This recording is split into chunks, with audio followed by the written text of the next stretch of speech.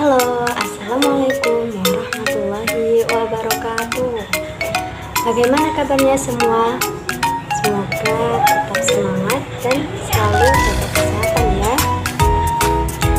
Hari ini Ibu akan bercerita tentang sejarah dakwah Nabi Muhammad. Apa saja strategi yang digunakan ketika Nabi berdakwah dan siapa saja sahabat Nabi yang pertama kali masuk Islam, serta cobaan dan hinaan apa saja yang diterima Nabi Muhammad ketika berdakwah.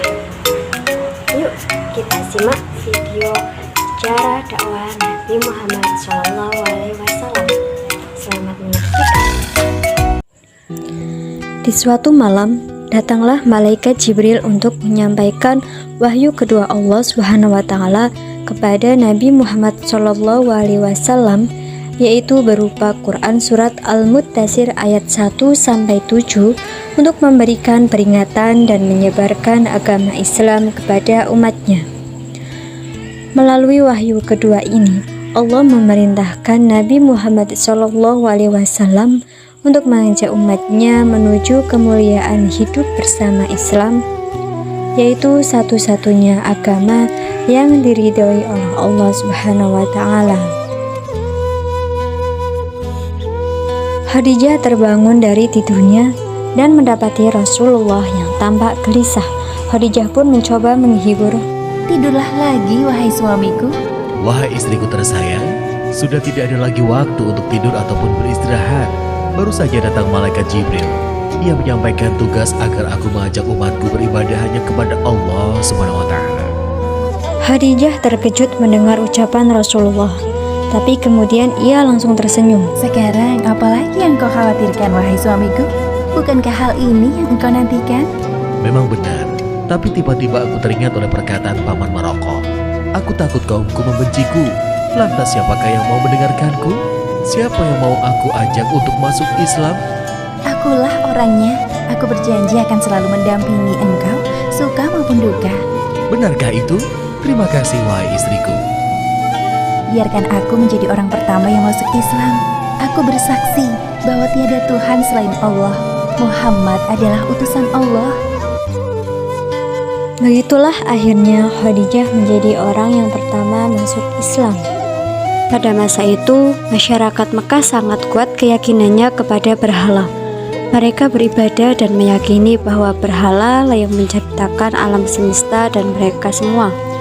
Maka dari itu, Rasulullah sangat berhati-hati dalam membawa ajarannya. Rasulullah juga ingin meluruskan orang yang memakan harta anak yatim dan melakukan riba dalam berdagang.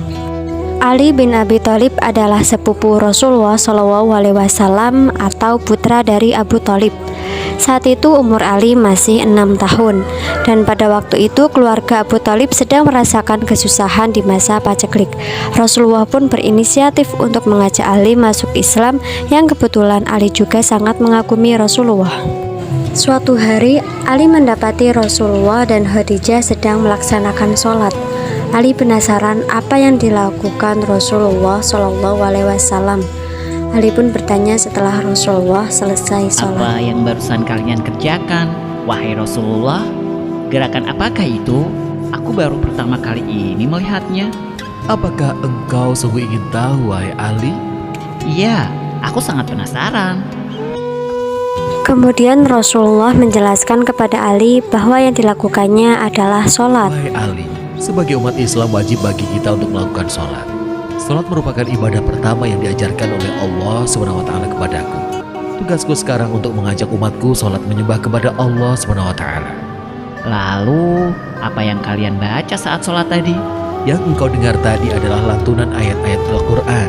Sungguh, ayat-ayat Al-Quran itu sangat indah dan mendamaikan hatiku.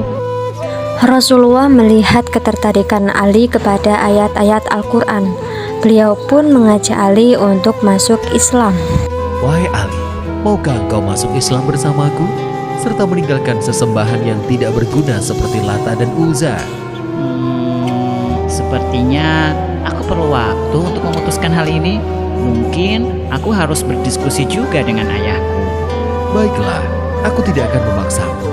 Satu hal yang harus engkau tahu, bahwa Allah Subhanahu wa Ta'ala adalah Tuhan yang mengatur semua hal yang ada di bumi ini. Tidak ada satupun yang dapat berjalan sendiri tanpa izin darinya. Jika Dia berkehendak hal itu terjadi, pastilah akan terjadi. Setelah memikirkan pembicaraannya bersama Rasulullah, akhirnya Ali yakin untuk masuk Islam tanpa berdiskusi kepada ayahnya dan langsung menemui Rasulullah Wahai Rasul, SAW. demi Allah, aku ingin masuk Islam tanpa berunding dulu dengan siapapun, termasuk ayahku. Subhanallah, engkau telah dewasa dalam berpikir, wahai Ali. Aku sangat senang mendengarnya. Sekarang ikuti aku bersyahadat. Asyhadu alla ilaha illallah wa asyhadu anna Muhammadar Rasulullah. Aku bersaksi tidak ada sesembahan yang berhak disembah kecuali Allah, dan aku bersaksi bahwa Nabi Muhammad adalah utusan Allah.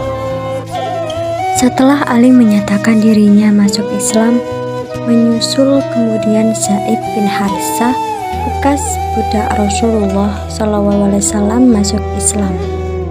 Kemudian menyusul lagi para sahabat Rasulullah yang masuk Islam, diantaranya Abu Bakar As-Siddiq, Umar bin Khattab, Utsman bin Affan, Zubair bin Awam, Abdurrahman bin Auf, Sa'ad bin Abi Waqqas, dan Talhah bin Ubaidillah, dan putri-putri Rasulullah serta para sahabat lainnya, sehingga disebut dengan as-sabiqun al-awwalun atau orang-orang yang pertama masuk Islam. 3 tahun sudah Rasulullah SAW dan para sahabat berdakwah secara sembunyi-sembunyi.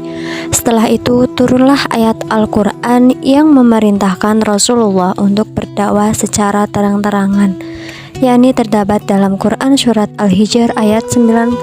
Maka sampaikanlah olehmu secara terang-terangan segala apa yang diperintahkan kepadamu, dan berpalinglah dari orang-orang yang musyrik. Pada malam sebuah jamuan makan, Nabi Muhammad mengundang dari pihak keluarga ayahnya, yaitu dari Bani Hashim dan Bani Al-Muttalib bin Abdul Manaf. Tentu ada Abu Lahab di sana. Assalamualaikum warahmatullahi wabarakatuh. Wahai keluarga dari ayahku, kakekku, serta keturunan Bani Hashim dan Bani Al-Muttalib bin Abdul Manaf.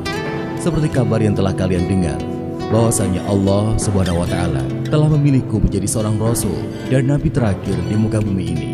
Aku diutus kepada kalian semua, kaum yang hidup sezaman denganku dan keturunannya, untuk lebih dekat dengan agama Islam yang esa, hanya menyembah kepada satu Tuhan, yaitu Allah Subhanahu wa Ta'ala, tanpa ada perantara berhala-berhala atau... Hai Muhammad, berhentilah. Aku bosan mendengar ocehanmu itu. Sebagian besar orang di sini sudah tahu bahwa ajaranmu bertentangan dengan ajaran ayah dan nenek moyang kami. Sadarlah, wahai Muhammad, para pengikutmu tidak memiliki kekuatan untuk menaklukkan seluruh bangsa Arab. Namun, jika engkau tetap seperti ini, aku pastikan suku-suku Quraisy dan bangsa Arab akan bergerak memusuhimu. Wahai semuanya, mari kita sudahi dulu pembicaraan ini. Silakan menikmati hidangan yang telah disajikan. Di kesempatan lain, Nabi Muhammad tidak menyerah untuk menyebarkan agama Islam, sampai ada seseorang yang bertanya kepada Rasulullah, Wahai Muhammad, apakah semua yang engkau katakan itu benar? Sesungguhnya, seorang pemimpin tidak mungkin membohongi keluarganya sendiri. Demi Allah, kalian akan mati sebagaimana kalian tidur, dan dibangkitkan sebagaimana kalian bangkit dari tidur, dan akan dimintai pertanggungjawaban. Aku senang mendengar nasihat dan mempercayai perkataanmu. Wahai Muhammad, teruskan dakwahmu. Demi Allah, aku akan melindungi dan membelamu. Tetapi aku tidak akan meninggalkan ajaran Abdul Muttalib. Ini benar-benar merupakan aib yang besar bagi keluarga kita. Hentikan dia sebelum orang-orang termakan oleh kesesatannya. Demi Allah, selama kita masih hidup, kita akan membela Muhammad. Untuk saat ini, aku harus bergerak dengan kedua kakiku sendiri.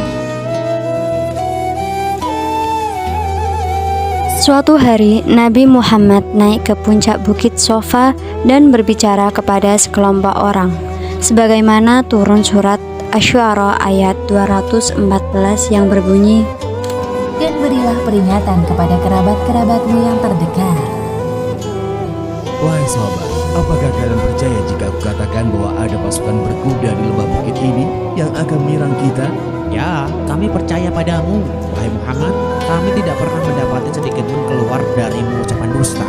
Sesungguhnya aku adalah seorang Rasul yang bertugas memberi peringatan kepada kalian agar beriman kepada Allah Subhanahu wa Ta'ala dan meninggalkan sesembahan selainnya.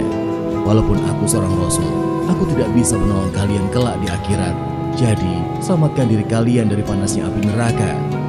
Abu Lahab yang ikut berkumpul merasa geram dan panas mendengar perkataan Rasulullah. Cuma untuk ini kau mengumpulkan kami, wahai Muhammad? Sungguh perkataanmu tidak bisa dipercaya. Celakalah engkau selama-lamanya. Abu Lahab pergi dengan wajah marah. Dasar kau orang gila. Hai semuanya, Muhammad benar-benar telah hilang akal. Muhammad adalah ahli sihir dan pendusta. Al-Quran yang dibacakannya adalah dongeng orang-orang dahulu. Tidak ada sama sekali kebenaran di dalamnya. Ya Allah, apakah semua ini ujian yang harus hamba lewati?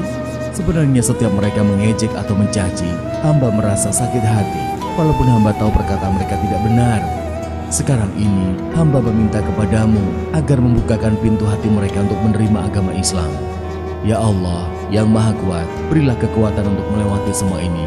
Astaghfirullahaladzim. Begitulah perjuangan dakwah Nabi Muhammad SAW untuk menyebarkan agama Islam yang penuh dengan cobaan dan hinaan. Tetapi semua itu dilakukan Nabi Muhammad dengan penuh kesabaran dan ketaatannya kepada Allah Subhanahu wa Ta'ala. Dari peristiwa ini kita bisa meneladani sifat Rasulullah SAW, yakni kesabarannya saat dihina dan direndahkan, serta tidak dendam dan bahkan mendoakan mereka semua, karena sesungguhnya Allah bersama orang-orang yang sabar.